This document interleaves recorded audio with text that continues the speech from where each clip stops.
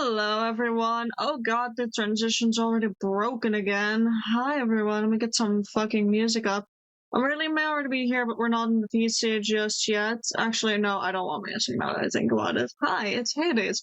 We're once again back with your favorite bedtime story. I'm immediately gonna join the PC because I don't feel like dragging this out. Okay, here we are. Say hi. Did you unmute your mic?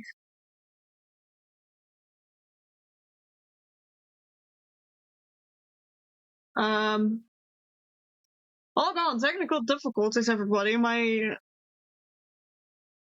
Is it challenge one? Jesus Christ. I can hear you again. Alright, wonderful. Move a bit to this side. Move a bit to this side. You're currently intermingling a bit with chat. Your eyes are finally glowing. Your eyes are finally glowing on my side, and that was a fucking frog blink again. It happens when I'm not actively looking at my camera, basically, or the screen. Yeah, no, I've set mine to not be able to frog blink for a reason. Anyways, it's time for another chapter of your favorite bedtime story. However, I'm gonna set some ground rules with this one beforehand. Hello, hi.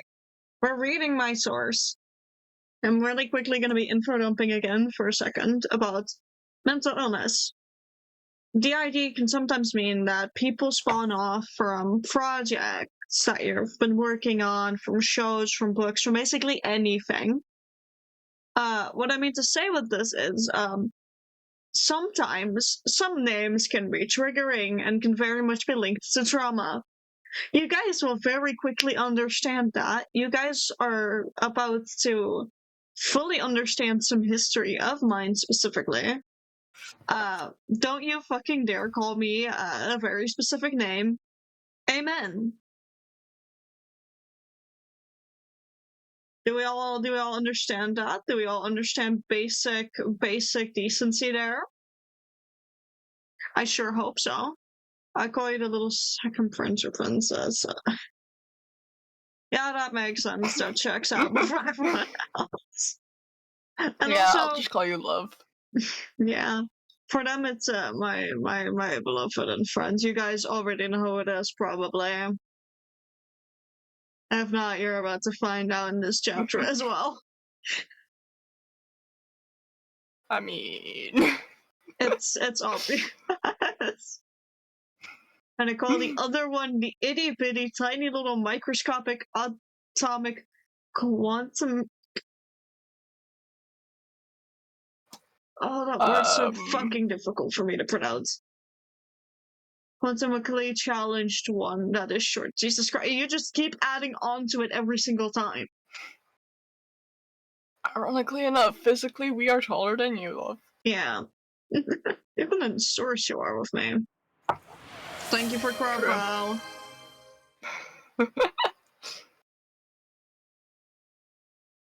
Anyways, are we all ready? Or are we not ready? I kind of want to get this first page over with. It's just the entire thing. Fair enough. You know, I'm about to full name myself. Yeah.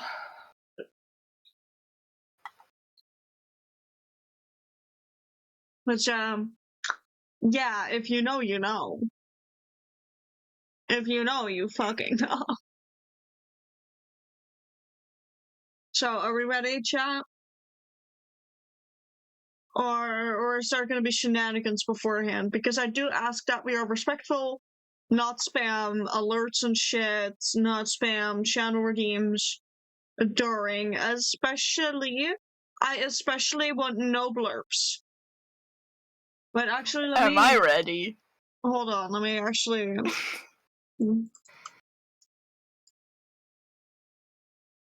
Yes, Fox, I am ready.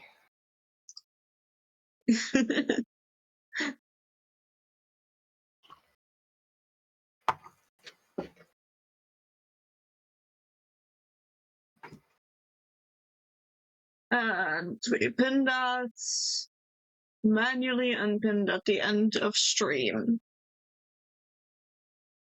No blurbs, no TTS, basically. That is good. It just keeps getting more and more ridiculous. Yeah. It's just getting worse. So yeah, are we ready?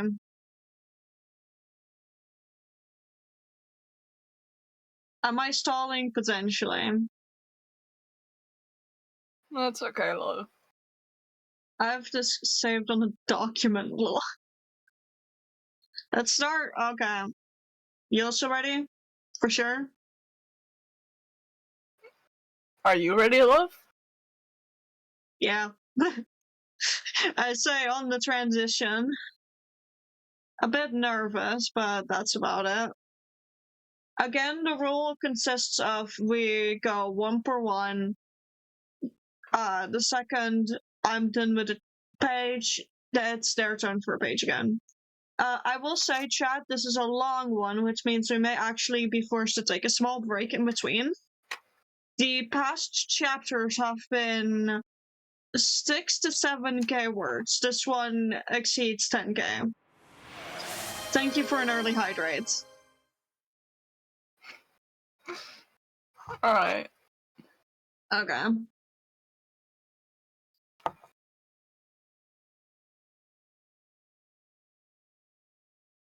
I'm nervous.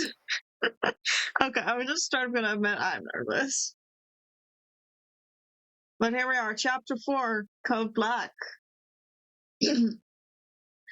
Samuel Ryan Colon. Those were the last words I heard from my mother's mouth. I felt her last breath leave her body as I hear it. The thought was more than enough to haunt me for the rest of my days. It was a hollow exhale that formed my name, a dying breath imbued with pain. I'm sure she meant to say more to me, but it was already too late. I should have known something was wrong, so horribly wrong, when my father didn't start dissolving into smoke. His corpse still laying there with his blood pooling out, slowly but surely. The expression on his face, haunting it, was set in stone by the rigor mortis kicking in far too fast. Perhaps something I'd subconsciously done, though I wasn't sure. When I had started the test of loyalty, I hadn't thought much of my ability anymore. I just knew that it'd be a final challenge to wrap things up. Having seen my parents at the beginning, it hurts. That a guide instructed me it was just a game, and that I could let out some of my more brittle parts of my ability if I wanted to. It made me think that whatever was in store for me required all my focus and fast action. It didn't even cross my mind that the game, knowing our neighborhoods, or houses, or family was strange. All that crossed my mind was that I didn't want to get injured again with one of those challenges. In the end, I didn't get hurt. Not physically, at least. The sheer mental strain was enough for me to cling to my mother's corpse, which was perforated by bones, and hold her hand up to my face, just like how she'd been holding it before. Her final words hadn't been angry. They were almost desperate, like she'd wanted to tell me something important and needed my full attention, but I didn't give her the time. Witnessing the lights leave someone's eyes, seeing them gaze over and feeling their body become cold is something I didn't wish upon anyone. Though I also wouldn't wish upon someone that followed. Tears uncontrollably flowed from my eyes, streamed down my face, and flowed onto my mother's corpse. My sight became blurrier and blurrier to the point I couldn't make out her features anymore. My entire body was shaking with panic, grief, and God knows what else. Nausea started to take over everything, and I had to force my head away to not defile my mother's corpse further with vomit. Even though I hadn't eaten in months now, besides the slice of cake from this morning to celebrate my birthday, I threw up so much of my stomach that I may as well have thrown up my entire digestive tract. Dizziness took over as I emptied whatever was in my stomach, and my vision became akin to that of static on older TVs. I clung even more desperately now to the body that was rapidly losing warmth, sobbing loudly as I noticed my body giving up more and more under the stress of it all. I would have dragged my father over and clung to them both, but all strength had left me already, as I became more and more limp, as I was gasping for air now. My vision turning more and more black didn't mean that I couldn't feel the hand of someone ripping me away from her corpse. And I couldn't protest. I heard the guide in my head, congratulating me. "Congratulations, Hades. You have passed your test of loyalty," it said.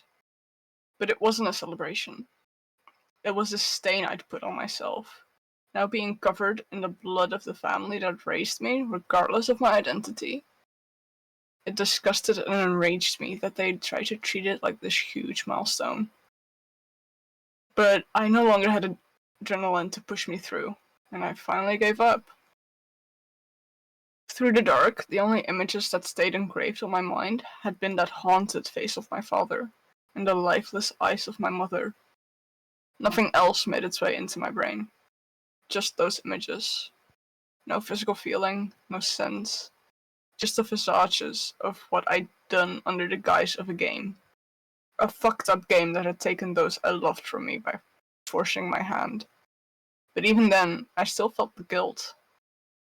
I could have been more attentive and noticed things weren't right, but all of that faded as I found myself slowly awakening. There were straps all across my body, but somehow I had strength in me again. Something in me clicked. They were my actual parents, not monsters. It was reality. I had used my powers from the game, and it worked in reality. My mind raced as I realized that the prior challenges, all with the illusion monsters and the putting under, they had been actual people. As much as I wanted to throw up again at the realization, I also came to think of something. My powers, they were real. I could attempt to use them, somehow, to cut the restraints and run for it. As much as I wanted to help my friends escape too, I could only think of getting the police involved.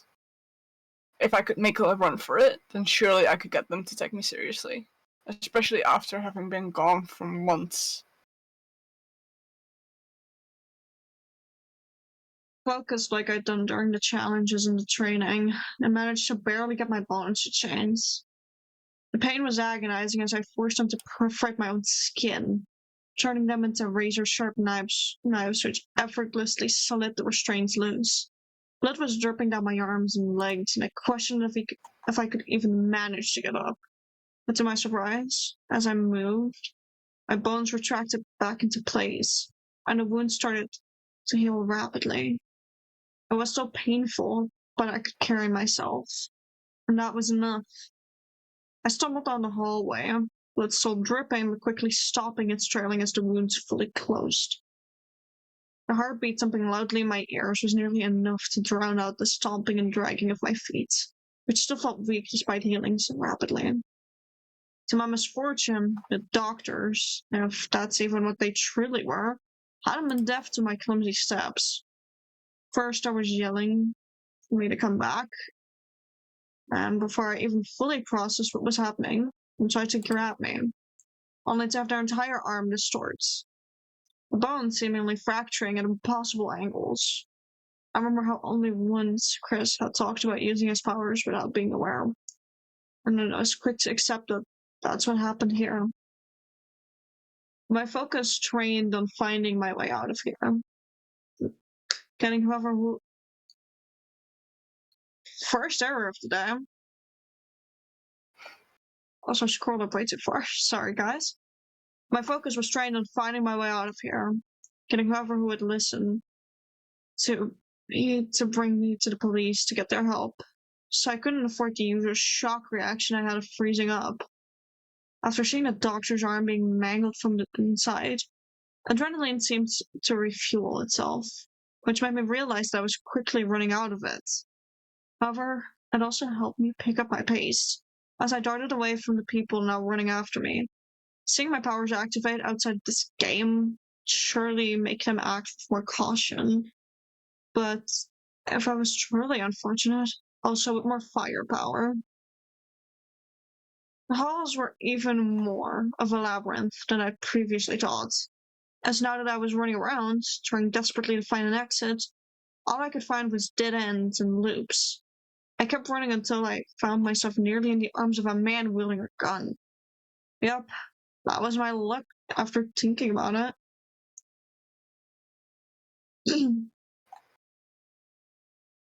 Hold on, I scroll up and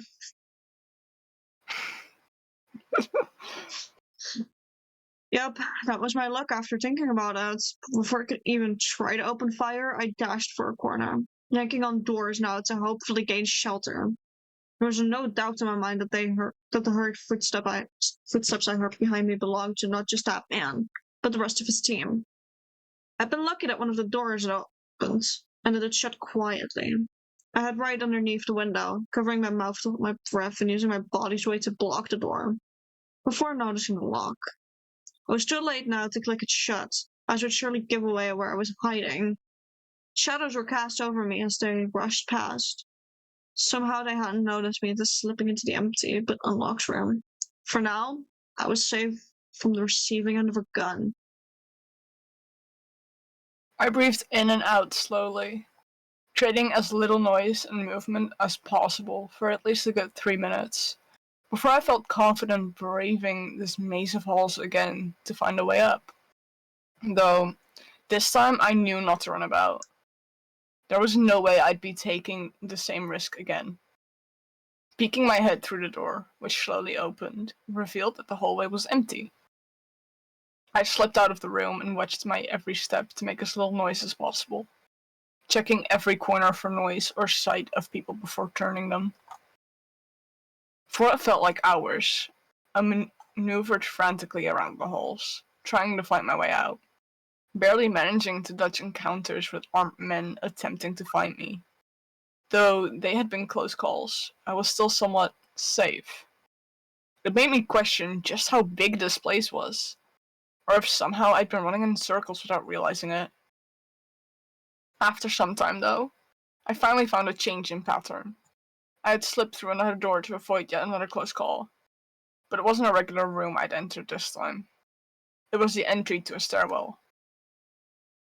The steps were awfully clean, and led both up and down. I was about to descend when I realized there was a sign labeling the floors, and the floor below me had been marked with a higher number. We were underground. Upon seeing this, I immediately went for the stairs leading up instead. As curious as I was, I couldn't take the risk of getting caught.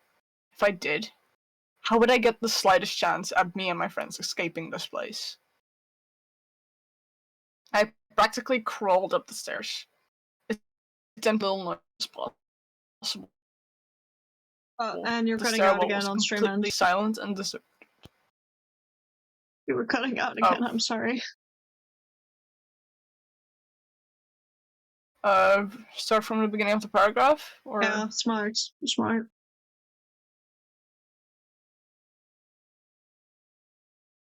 I practically crawled up the stairs, attempting to make as little noise as possible. It felt off to me that the stairwell was completely silent and deserted. Surely, if they had people patrolling on the floor I came from, then they should be guarding exits as well. Either way, I took their mistake as a blessing. As the stairs went up a couple of floors, before I arrived at the floor marked as the first one, the doors leading onto this floor were fogged up glass. The kind that allows you to make out the kind that allows you to make out shapes but not details. And I could see a few figures. Turns out they hadn't made a mistake, but redirected their forces over to the most logical place, the exit. From below me, I could hear a door opening. I was utterly trapped with no way out. No, that wasn't fully the case. I had one way to go. Make a bolt through this door to whatever exit I could find, and pray that I'd outrun bullets like in some cheesy action movie. There wasn't exactly time for me to mentally prepare for what I was about to do, so I pushed myself through the doors and started running. I heard a gasp from someone I assumed to be the secretary, and the readying of guns. The people around me were either getting ready to take cover from the gunfire that I was sure was about to be released, or were bringing up their guns. To my absolute surprise, though, no one had tried to block what seemed like the way out. In front of me, at the end of this hall that seemed like the entryway, was an elevator. It was my way out. At least I hoped. None of the men, armed or not, moved from their spots, leaving the path open for me to rush through.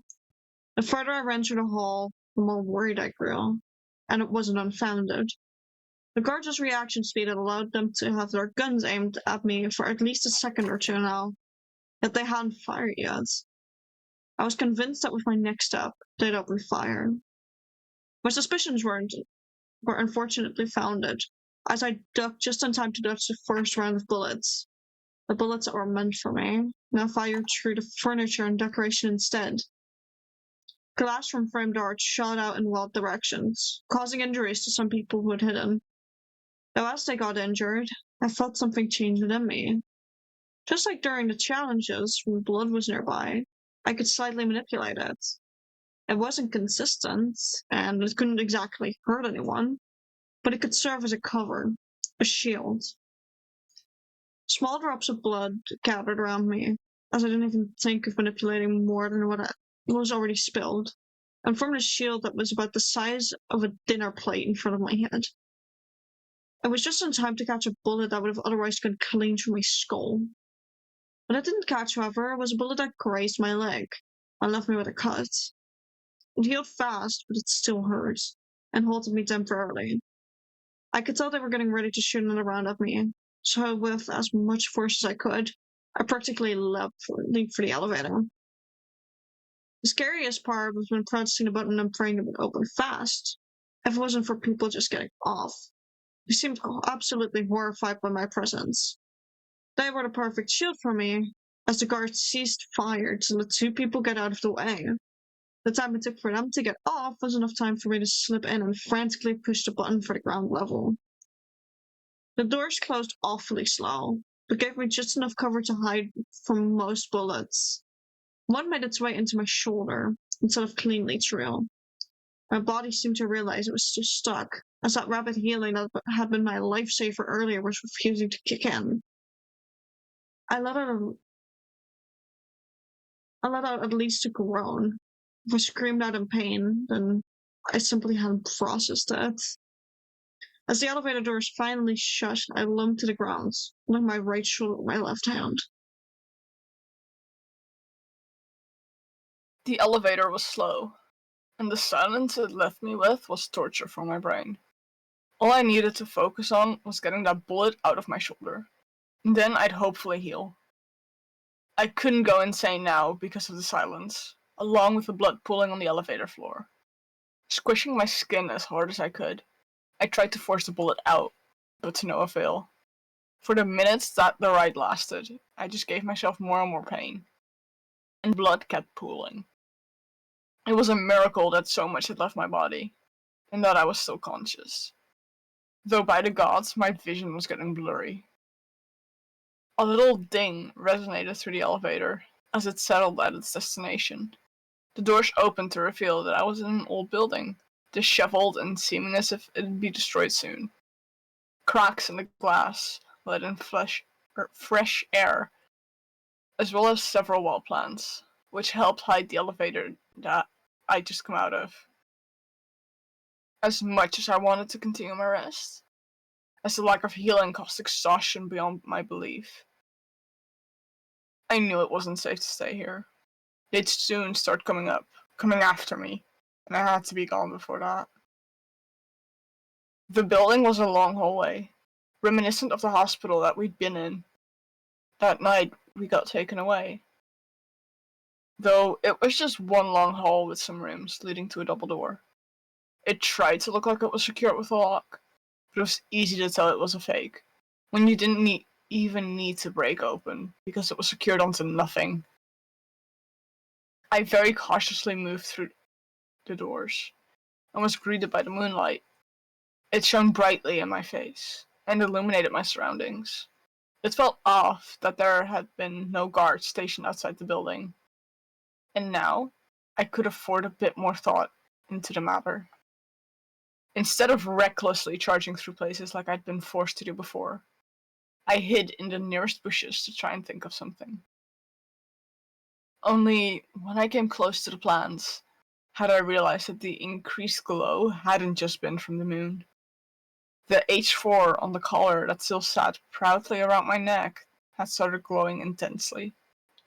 I tried to recall if it had even been on before, but I couldn't remember seeing its glow when I had been hiding in the dark rooms. It illuminated the plants with a blood-red light, meaning hiding probably wouldn't be easy with a glowing target right around my neck. So instead of hiding, I opted for moving a tad slower for now. That was before I heard beeping. The collar had started beeping. My gut was screaming at me to run away, to run again, to use whatever strength I had on focusing on not tripping, on making sure I got away. I had escaped the building itself. I was in the middle of a forest. If I wanted to get everyone else out, and into safety as well, then I had to push through despite the pain and fatigue. Twigs are now snapping underneath my feet as I started to focus purely on finding my way out, finding my way to civilization. I could only pray that wherever this was, it wasn't located outside the major cities. The roads were poorly maintained and the maps went without updates for years, so I'd never be able to find my way. My hopes kept fading more and more the longer this forest around me went on for. The trees were tall and probably quite old. Most trees in the cities wouldn't be allowed to grow like this. The thoughts of doom were interrupted, however, by something I hadn't quite expected. Had it been a gunshot, I would have understood, but rather what I heard, felt, and saw was an arrow. I was lodged deep into the tree to my right, as if my already injured shoulder was what was being aimed at. Why were arrows being shot rather than bullets? And how did they find me? Sure, the glow of my collar was bright, and the peeping was audible, but that couldn't have been enough. That's when it clicked. The peeping wasn't just coming from my collar, but also from the direction where the arrow was fired from. The thing around my neck had some form of tracker in it. It followed me and found me no matter where it ended up. If at any point I got lost, I'd know exactly where to find me, and they'd take me back by force. The last part I'd already more unproven, especially as another arrow flew past me. My inconsistent stumbling and near tripping made me unpredictable enough for the arrows to miss. Yet that was not enough to save me from the third arrow, which lodged itself into my lower back, causing my body from below that point to go fully numb. Falling into the dirt, everything started to feel cold and wet. I couldn't tell if the wet part had been due to rainfall maybe a day or two before, or due to the blood still running out of my wound, not directly onto the ground. I tried to crawl my way out of view of the person firing the shots, but I couldn't even move the tiniest bit. I heard the fourth arrow race its way through the air before it landed in the back of my neck, right underneath the collar. The pain was agonizing, but I couldn't even get a squeak out. I could barely exhale, much less inhale. I was going to die. I tried to run away to save my friends, and I was going to die. I was going to fail them. They'd paid a price for this, and I wouldn't be able to protect them or help them. I was going to be dead before I could get help for any of them. The physical pain was already too much, but the thoughts ruling my brain were most unbearable. All I could think of as I gagged on my own blood were my friends, and how they'd get punished because of me. Now, everything had gone black. I couldn't hear anything except my weak heartbeat. I couldn't feel anything, and it was cold. I was freezing, but I couldn't tell how I was freezing. There weren't any smells. The only thing there was was a slight taste of blood. Probably my blood. There was no sense of time or space. Was this what death was like? Or was I still dying and waiting for whatever was meant to come after? I couldn't tell. In the absence of everything, the wait felt like an eternity. Yet, there was a break in the blackness. Time was still a blur, and I didn't know if I'd been gone for seconds, minutes, days, or years. But there was a change. The blackness of the void made way for absolute horror. The white ceiling and walls, the laboratory equipment. Religion would have you believe that hell was fire all around. Demons with whips, perhaps the devil himself telling you your sins. Not a place you risked your life to try and escape from. Though, where I found myself wasn't hell. Rather, it was hell on earth. I noticed the wounds on my body slowly healing as my sense of touch returned. As soon as I felt it, the thing that made me feel cold. I was shackled down this time around. Metal cuffs and chains keeping me from breaking free. Not even the bone trick from earlier could ever cut through these. I questioned if this was real. I questioned if this was actually hell. But soon, that was cut off by the door opening. I hadn't even seen it open. But I heard it. As did I hear the voice of Dr. Plume. "Good morning, Project Hades," she started, her tone of voice so chill and unfeeling that it sent even more chills down my spine. "I don't exactly appreciate you running off, but you're alive again. At least you were useful showing off that those genetic adjustments worked." Alive again? What did that even mean? I had gotten shot with an arrow in my neck. I should be dead. She had to be lying. This hellish illusion had to be lying. There was no way I was alive. "I don't have time for your confusion. So just be aware that you're not running again. You'll be locked in your room until you..." She paused, seeking whichever word sounded nicest, probably. "Behave." It was a pretty word to hide the ugly nature behind it.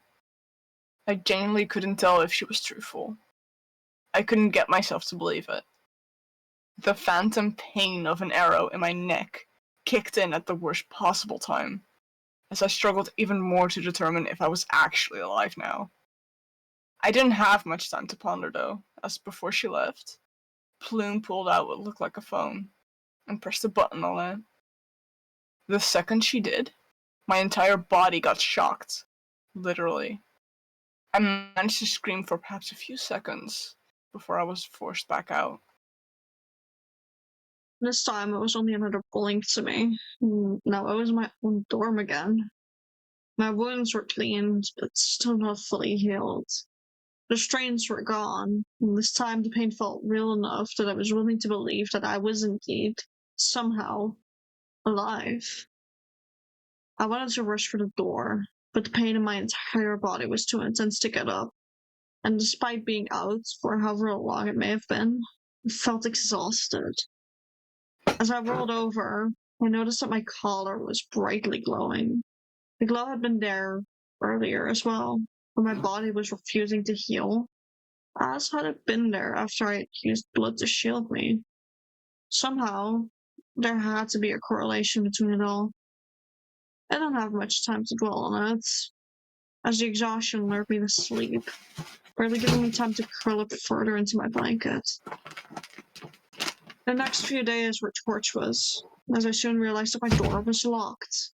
I could vaguely hear my friends outside of my dorm, but it didn't sound like they heard me. The first few days, I tried to find my way out, to see my friends. The days following, I learned it was hopeless. The past few days, I had spent yelling at the walls, demanding to meet with Dr. Plume. There was a plan that had been formed in my brain, or rather, bargain. To my surprise, they'd answer my demand to speak to her. And so I found myself escorted out of my room by none other than the two doctors assigned to me. A guy whose long and luscious near black hair inspired some jealousy in me, Frank, and another who was completely bald save for potentially the world's tiniest mustache, Morris. I stood before Dr. Plume, who gestured me to sit down in a chair across from her. I was in her office, an awfully barren room with one picture, faced away from me in such a way that I couldn't see the photo in the frame at all. If you come here to waste my time, Project Hades? She addressed me again naming me as a project. And as much as I wanted to ask and know, I felt that I couldn't afford to waste time questioning her wording. I know everything, Dr. Plume. Powers are real. They killed our real parents. They're somehow immortal. I have an offer for you.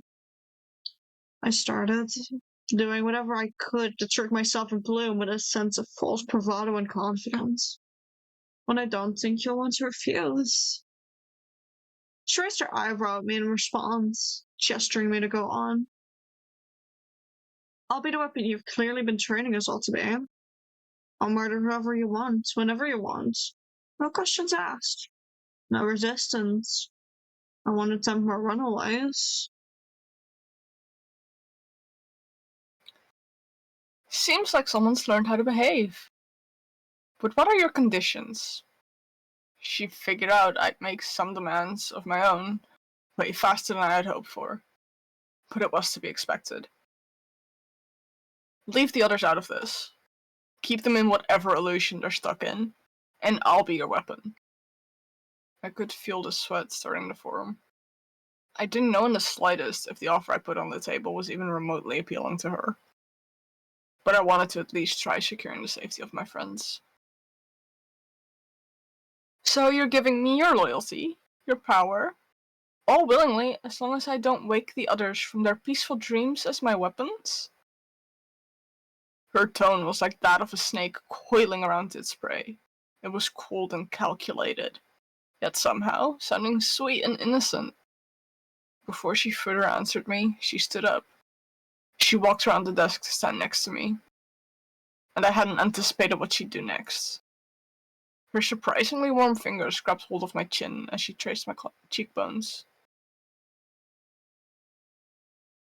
You have shown me the most potential thus far, and your power happens to be my favorite. I fought every urge to lunge at her as she whispered those words into my ear, as she forcefully held my head in place. And as she drew back her head, she forced me to look straight at her. Deal. But if you run away, or hesitate, or show any disloyalty, the deal is broken. Before I could say anything in response, she gestured for Morris and Frank to take me away again, giving me a most chilling smile as she waved me off. I felt as if I just sold my soul to the devil. But as scared as I was by what I'd done, I also felt relief knowing I had secured the safety of my friends, the safety of Ezekiel. That was all I could hope for right now. The next week had been quiet. I spoke with everyone again, and somehow they'd not been aware of my absence. But I didn't want to concern them with the reality of this situation. Not after I'd just ensured that they'd never have to kill again.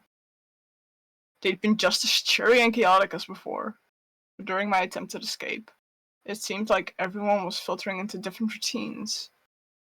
They all wanted something new to do after the game had concluded. Most of them filled their time with predominantly studies, except for Ezekiel, who, to no one's surprise, chose to fill his time with physical training and attempts at sports. Then the next week was one I've been dreading the existence of. There was no way of knowing how long my peace would last before I'd have to carry out my first task as Plume's weapon, and it had been far shorter than I'd hoped. I woke to Frank dropping a document onto my desk, as well as the lab codes. Project Hades, Dr. Plume has decided what your first task will be. Please put on that coat for now, he said, a slight tone of fear in his voice that he tried his hardest to hide. The urgency in his eyes was all I needed to see to jump out of bed. Changing clothes at the collar had been an absolute nightmare to me, but I managed to quickly change after he got the hint to look away. After I'd successfully changed into a pair of fitted black cargo pants and tossed on a sleeveless black turtleneck, I put on a lab coat. It's quite a stark contrast to my otherwise all-black appearance. I made me think that perhaps if I worked hard enough, I would be allowed to dye my hair here, and see if that would help me calm my nerves alongside the caffeine. Around the time we ended up here, my dye had faded, and after that weekend I was supposed to re-dye it into red. Having my natural black hair was nice, but I yearned to put some color in. Frank gestured for me to read the document he dropped onto my desk, and as I opened it, I was immediately washed over with shock. There was a big city that had been established 100 years ago or so, when our technology allowed us to create force fields to hold back water. Yet we still didn't have any cures for common and deadly diseases. The city I had known for my entire life was one of those, but the one in the document was the biggest and oldest one, arrogantly named after the legendary city to realm before, Atlantis. I always found it rather tacky, but that was no reason to do what I read below it. Project Hades, you are to exterminate the entire city of Atlantis in whatever way you can deem fit. You have time to work out a method, as long as all of them are wiped out within 48 hours of starting your slaughter. Not liking the naming of a city is one thing, but having to wipe it out completely seemed like a bit much. Refusing was out of the question, though, so I flipped through the rest of the document briefly. I could take up to a year to develop a method to wipe it out. There was no urgency behind it. All I had to do was set an example. Make one of the 3 biggest cities crumble with no survivors, but enough time to make it known that there was something, or rather someone, that was worth listening to. The fact that my first mission was such a big one was terrifying. But more than that, I felt slightly pissed off that my project name was Hades, not Poseidon now. Having Atlantis be toppled by a kid named after the wrong god just didn't feel right. You've shown yourself to be quite good at biology and chemistry already. I talked to Dr. Plume and she allowed me to help you if you wish to use those skills for your... He struggled to find a word suitable for the situation that also made it seem less heavy. Assignment.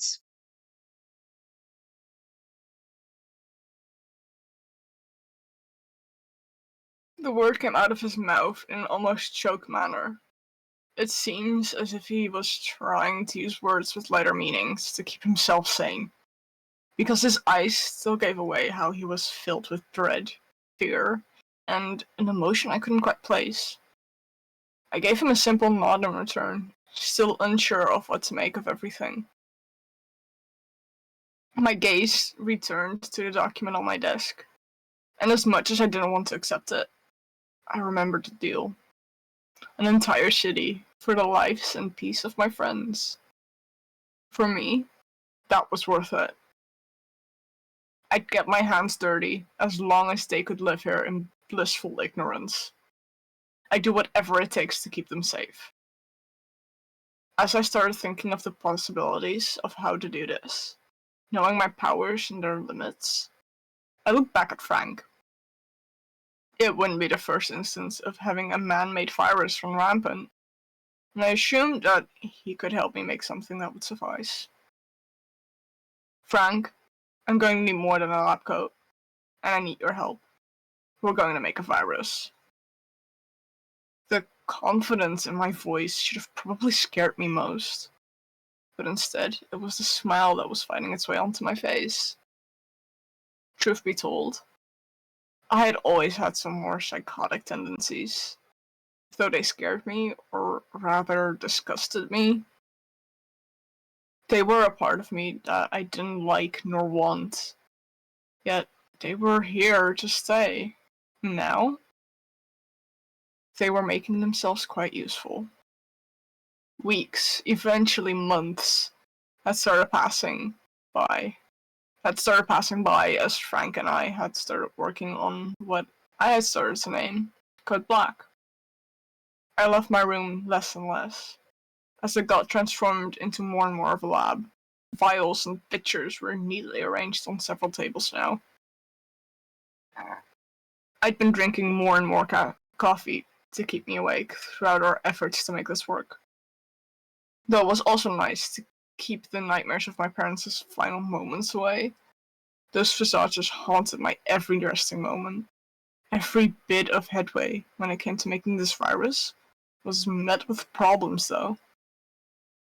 We didn't exactly have anyone to test it on, so to ensure it worked well, I opted to test it on myself, often resulting in either nothing happening, even with my healing restrained, or it would land me on another few days of forced resting. Though at least I could bounce back from it. Unlike Frank, who one day accidentally got too close to the syringe as I was about to test it. Neither of us had realized it was capable of transferring that easily already, and panic was an understatement for what I felt that day. I had helped my doctor would slowly but surely become a close friend in my arms. We hadn't made an antidote because I hadn't needed one, so nothing I could think of was capable of helping him. The one friend I had made whilst here who knew the burden of my deal was dying in my arms, and I could do nothing. That was until I remembered something from months ago, or rather nearly a year ago now. I was capable of raising the dead, as long as they were nearby enough. It was torture having to watch him struggle for survival and ultimately fail. The virus we cooked up together was ruthless and merciful. It left him with little time to struggle to his death. After he let go of his final breath, I held him close to me, anxiety filling me, unsure as to whether this would work or not. My vision turned fully red for a split second, and I couldn't even tell you how it felt like when a red mist formed in my hands. First as little wisps that dissipated into thin air, then as what started to resemble a skull. It fell from my hands into Frank's face, which started to decay as soon as the mist fully entered his head. It was possibly a cost for my power that the victim would have to pay. I waited in anticipation as his eyes opened again, and one promptly fell out of his skull. It was slippery as I picked it up and tried to position it back in place. Even though he'd been dead for less than a full minute, his voice was completely gone. I assumed it was a side effect of me bringing him back.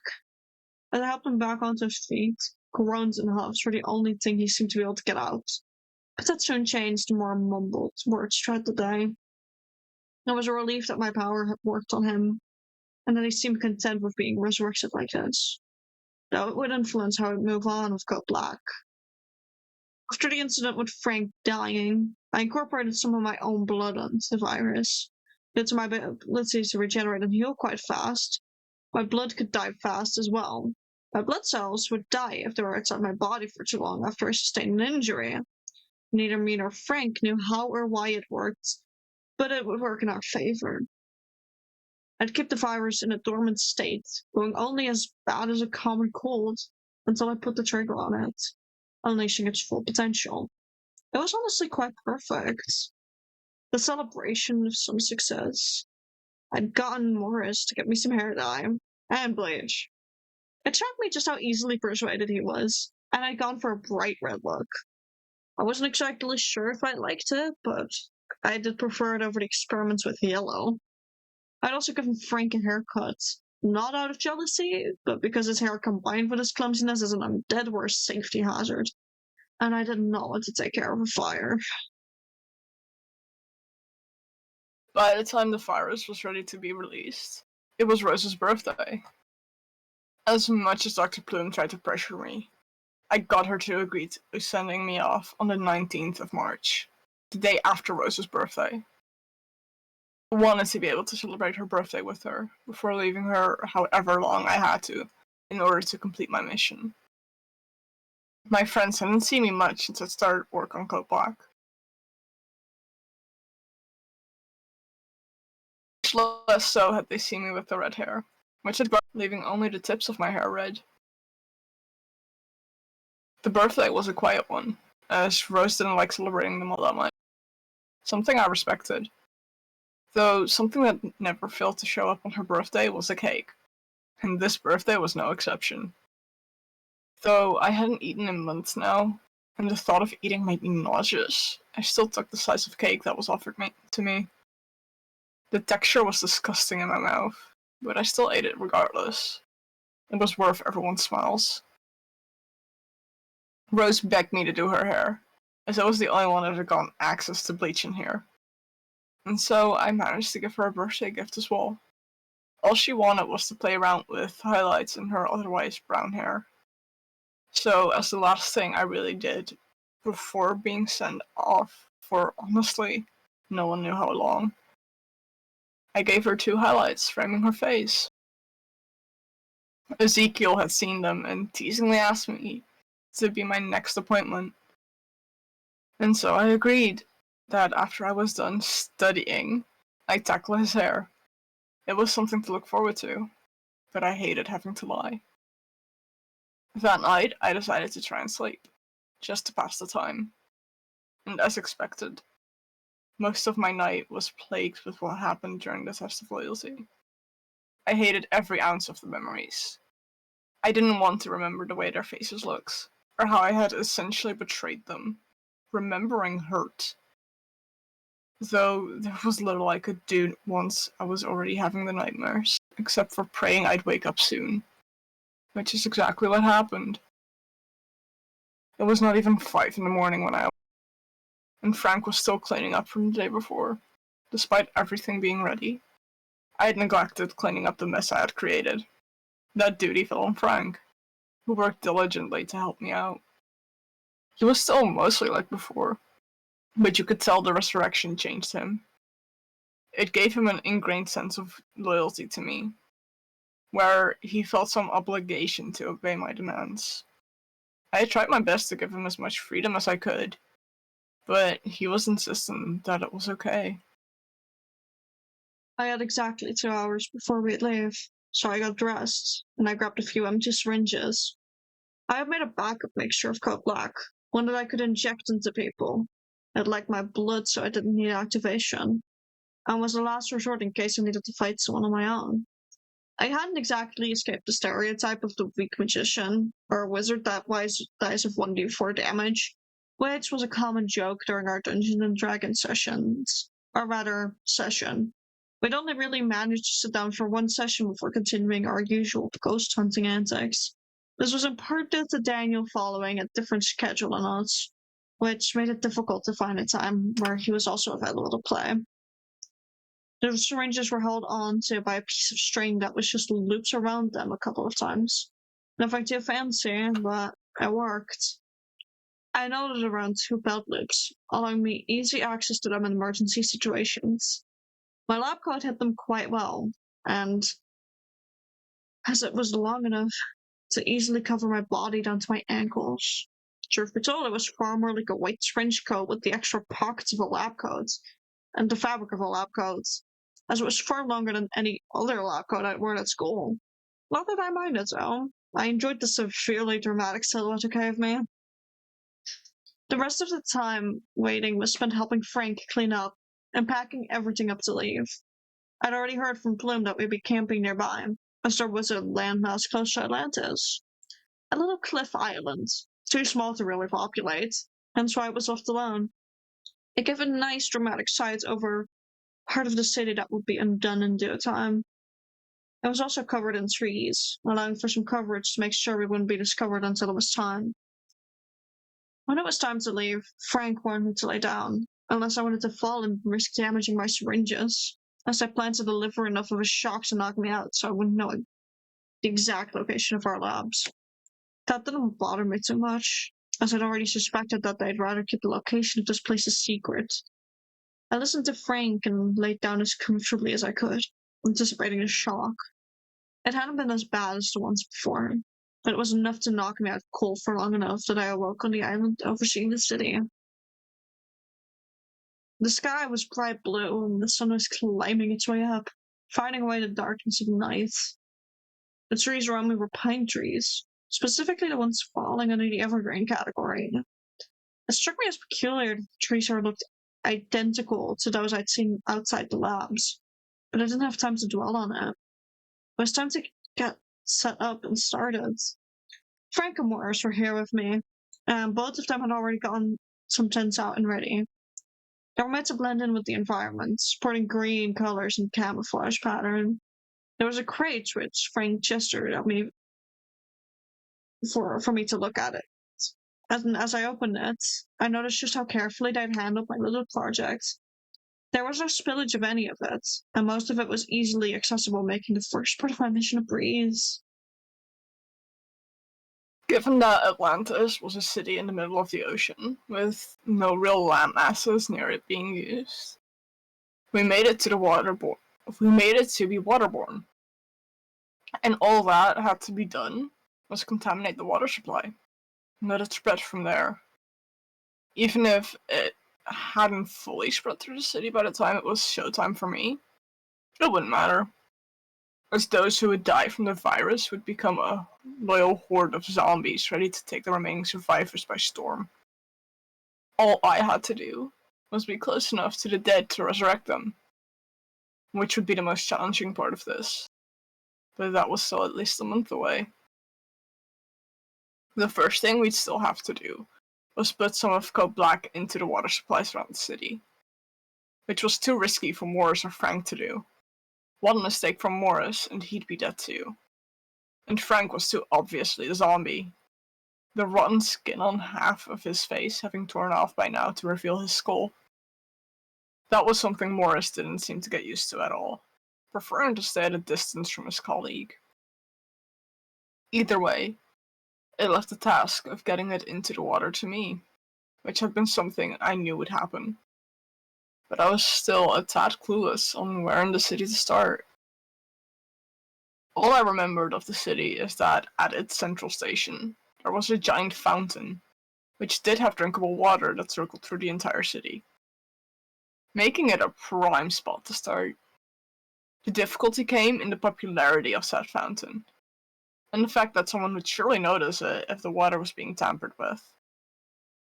Though it was still the best bet I had. I took off the lab coat and informed Morris of my plan, who disagreed before realizing it wasn't a discussion. If I was going to make my way into the city, though, I'd need to change my clothes just a tad in order to hide the collar around my neck. To my delight, a scarf sufficed, and it was still cold enough for it to make sense. I grabbed a plain-looking backpack, which could be mistaken for a school bag, and carefully filled it with containers. I had Morris escort me into the city, acting like my father so as to not raise suspicion, which was something I honestly hated to my very core. Regardless of that, we easily made our way from the south entrance of the city onto one of the trains which went to the city center. It was about as packed as you could imagine by the time we arrived, and getting off felt like heaven. It was akin to opening a package with something stuffed inside, and seeing the contents practically explode after being given space. He left me on my own to contaminate the water for the most part, choosing to keep an eye on me from afar, whilst trying to help me figure out other spots to go to. I walked down the stairs from the station right towards the fountain. I devised a plan to get the fibers into the water, and in the station I'd gone into the toilets to secretly prepare. Most people would drink from the fountain anyway, so I'd do the same, whilst having some of the Code Black fibers in my mouth. I risked being sick afterwards, but I was fine with that. The only thing I relied on was nobody needing me to talk. Luck was on my side today, and not on the side of the entire city, as I made it to the fountain without anyone even acknowledging me. Sitting down at the fountain's edge, I put my head closer to the water and made it look like I was drinking, while letting the fire slip its way into the water. It was far too easy, but it being easy was nice. After I was confident that all of the fibers had gone from my mouth into the water, I filled up an empty water bottle and went on my way again. The bottle wasn't for me, nor Morris. Rather, it was meant for some poor soul who was too thirsty and didn't have anything. especially if they were foolish enough to trust me. I went through the city like this, finding places where drinkable water was part of some public water feature, and we went through the supply I had on me quite fast. To my absolute delight, the person who I'd offered the water bottle to seemed to be a corrupt policeman. I hated seeing the faces of people who would die at my hand, but some people like this man made it a bit easier. It'd all be so much easier if they were all as rotten as him, but this wasn't meant to be easy, or moral for that matter. We were just sending a message. Before we knew it, the day had fully gone by, and we returned to camp, where Frank was waiting for us. He had prepared food for Morris. He knew by now that I refused to eat. I watched as I both talked about what we achieved today, and went to lie down a bit further from him. I looked up at the night sky, brightly filled with stars. This was the closest I'd probably have to freedom.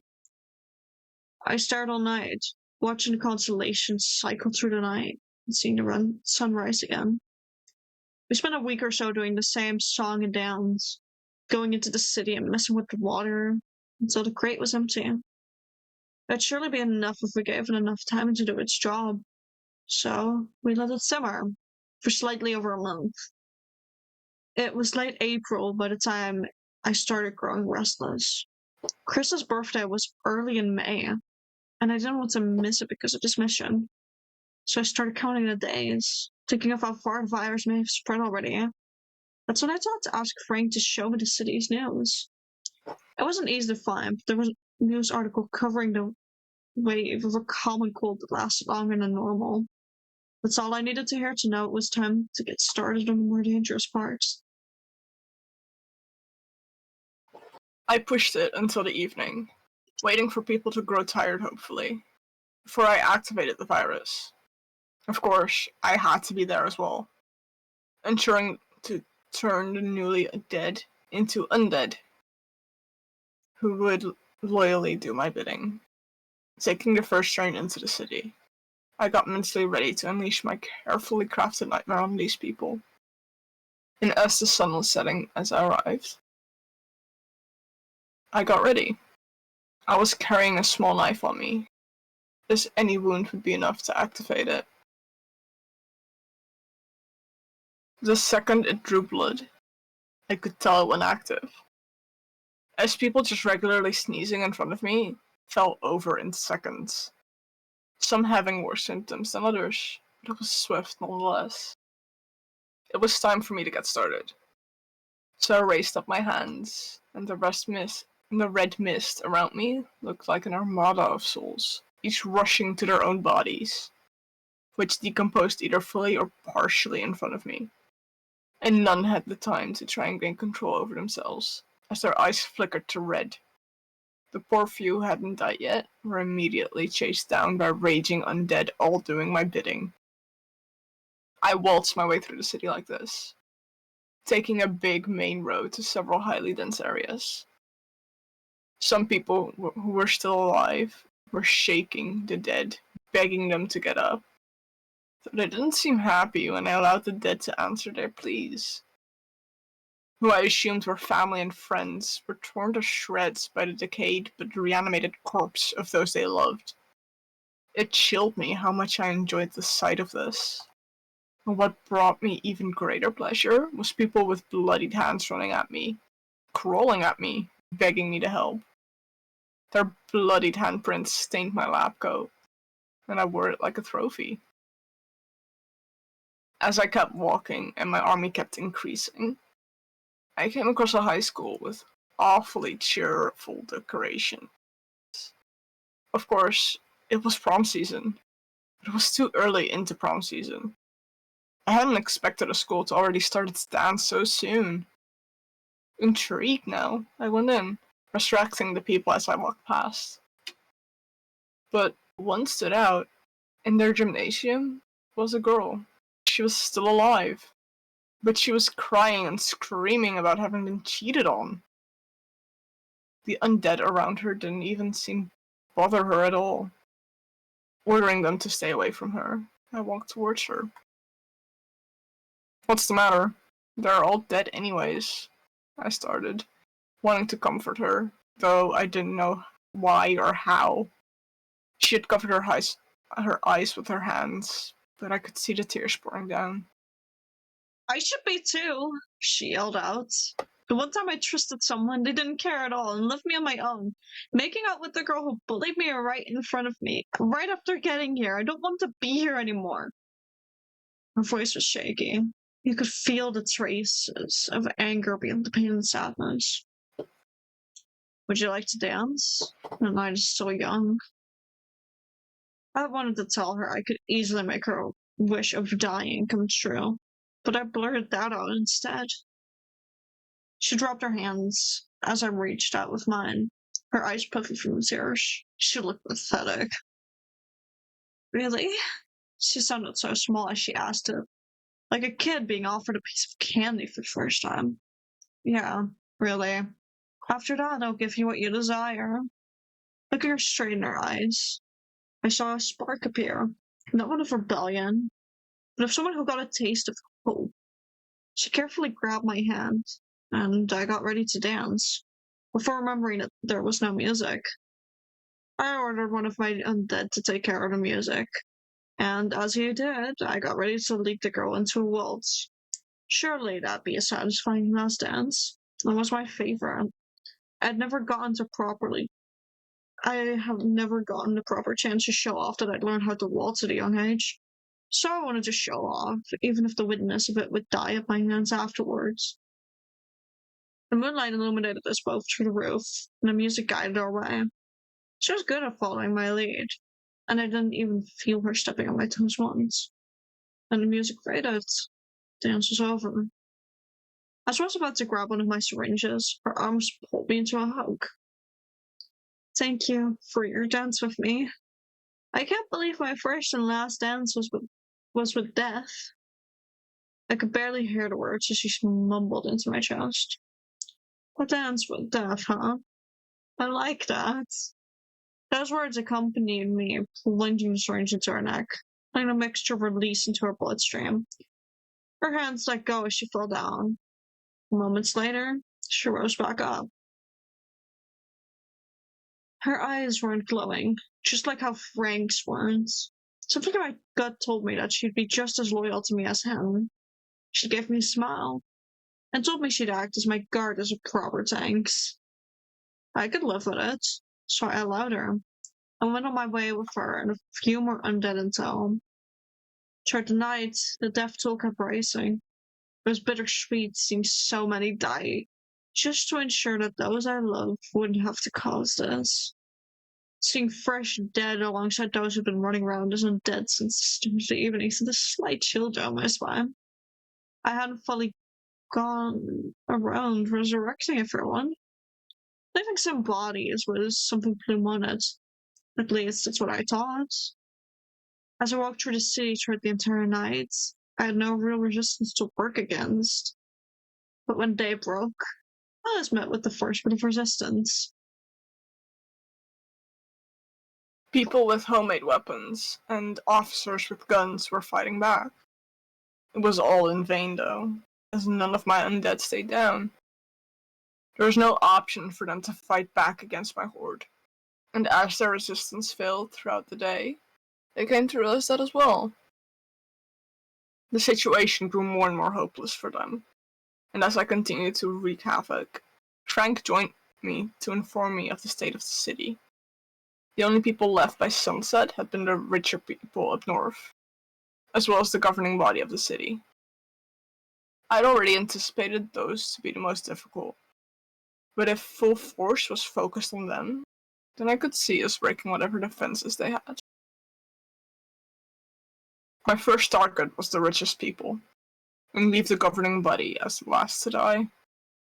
And that way, news could properly spread. I led the undead march to the north of the city, making the entire trip there into some gruesome parade, should there be any survivors left on the streets. By now, I had also amassed enough undead that were physically strong enough so that's what I made them do. We made our way forward while I sat upon my throne, which was a really fancy-looking chair, being carried above the rest of the horde. With all forces focused on the north of the city, the few surviving rich people crumbled fast. Their defenses were nothing against undead devouring them from within. It was pathetically easy, honestly. But given that no one could have ever prepared for this, I was willing to cut the people some slack. So with that rather uneventful claim of territory and lives, our attention turned to the governing body. Gods, was I praying it'd at least be a bit more entertaining?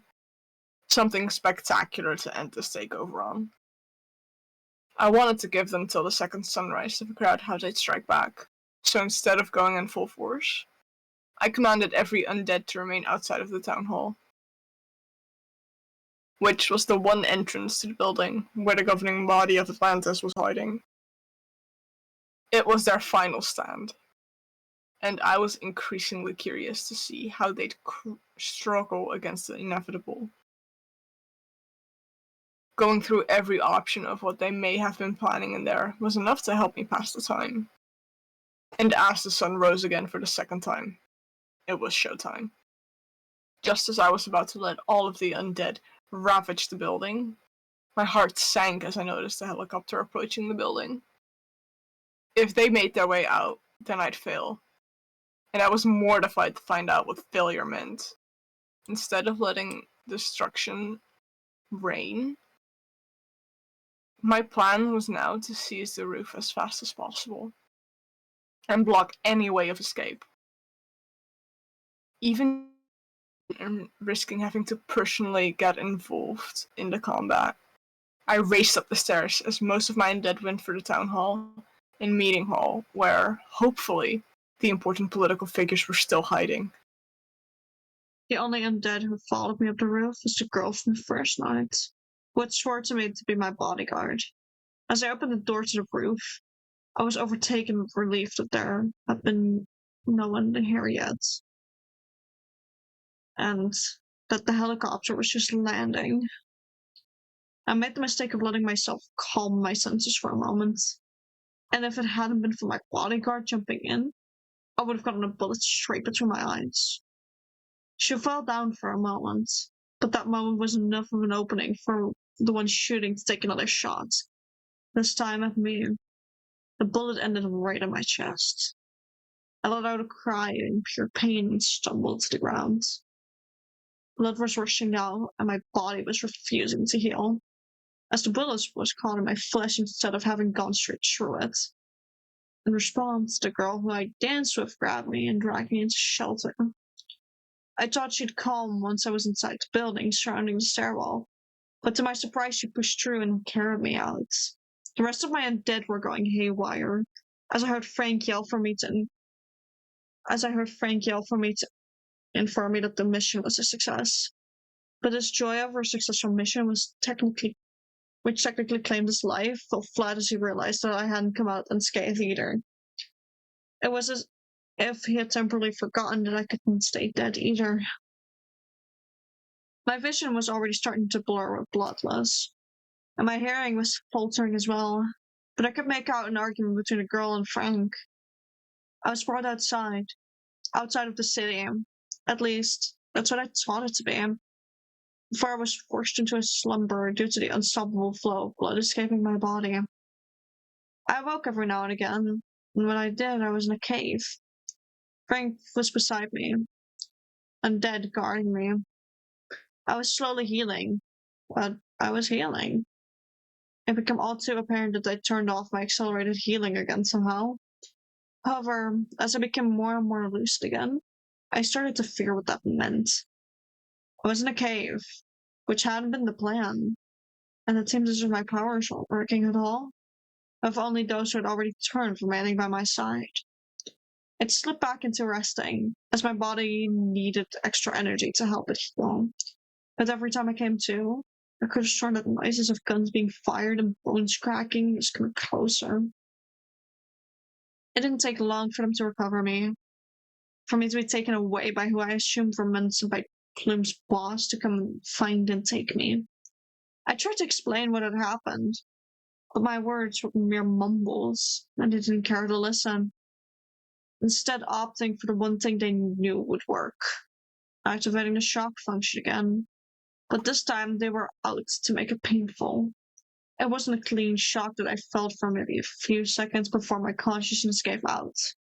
No, it was worse. The shock started out already painful but bearable, but they dialed it up. I could only scream in pain as the electricity got worse and worse, before finally being allowed to fall unconscious. When I came back to, I had the worst gut feeling, and I was met with jade plumes staring straight into my eyes the second I opened them. I was once again shackled down with metal, and my wounds had barely done any healing. It broke our deal. I interrupted her before she continued. I made the mistake of letting one of them go for loyalty. She dragged me away. I didn't have a choice. My voice was full of desperation. But she just pressed a button to her side, which sent a shock to my body, halting me mid-sentence. It was a small enough shock to not knock me out, but big enough to remind me that she was empowered me. I don't care for your excuses. Though you did well on your mission, you tried to get away from me. I consider our deal broken, because you did so well. I'll allow your friends to have a month longer in the stream of blissful ignorance. With those words, she stood up, not even allowing me a chance to say anything in return. The door shut behind her, and I was left shackled at the table in a now dark room. And that concludes chapter 4, everyone. Thank you for the hydrate. I fucking need that. You guys stayed a bit more awake this time. Tiny bit. There's still one person actively doing stuff. That's more than last time when everyone fucking dipped. Sleeps for the week. I like how there's 6 viewers returning to my thing. The last 2 times. Yeah, all last times, basically. There will be a lot of people in chat, but no one will be chatting because they are falling asleep. It's chat's bedtime story. Make them kiss. Gladly. That's the closest we can get. with the model, yeah, but it's all fish. You can come over here after stream. Yeah. I was enjoying it as background while doing projects. Nice. Wait, do it. Sorry. Oh, got 2 bits. That's a hug. Stares innocently. Fox, if you want to get it out of your system in this chat, I suggest doing it now because we're about to end.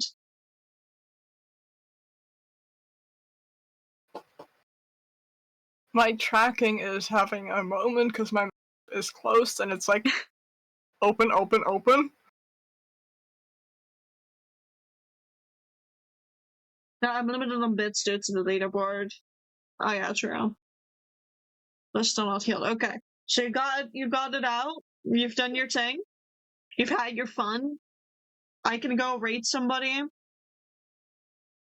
I can put on the ending music. I can do all these things. I did that mostly for the joke. Fair. Thank you all, by the way, respecting the no blurbs during the stream rule. As y'all can notice, I was messing up enough already. Want to see the garlic knots? Yeah. Send them in the general chat or something. You can toss them basically anywhere you have privilege, you know that. As my manager, you have privilege. Anyways, let's see who's left to raid. Zeus, do you want to say some shit? It was fun being on stream for the first time. Don't know when I'll be back, but yeah, because next chapter potentially chapter 5. Oh yeah, that's my yeah most likely. That's one of yours. Forgot. Most likely I'll be here next chapter. Yeah. Let's see. Oh, Strawberry is live at Stardew. Fuck it, let's go to Strawberry. I'm gonna send y'all over there. I expect y'all to behave the usual way. Say your ending words now. Have a fun day, chat. Bye-bye. I don't know how Luca does this. Okay, mute yourself up in the Discord. I'm gonna say my ending words. Make out now. So anyone who hasn't eaten yet, go have your fucking dinner. I know I'm a hypocrite as I've just exposed myself in my chapter, but go have dinner. Go drink something. Fucking hell, I can't be the only one hydrating here together with Zeus. And make sure you rest up. I know that this was bedtime story for everyone else, but like, go rest up. Okay? So go do that. We're gonna raid Strawberry. Y'all know Strawberry's rules by now. We've raided her often enough, aka behave in Strawberry's chat. I'm expecting y'all to behave. We will be back, I believe Thursday, for a big Phasmophobia collab with Cynic, Speed, and Astral, starting at 9 CET. I hope to see you all there, but for now, go have fun in Strawberry's chat, behave. We'll see you all next time. Until then, bye-bye!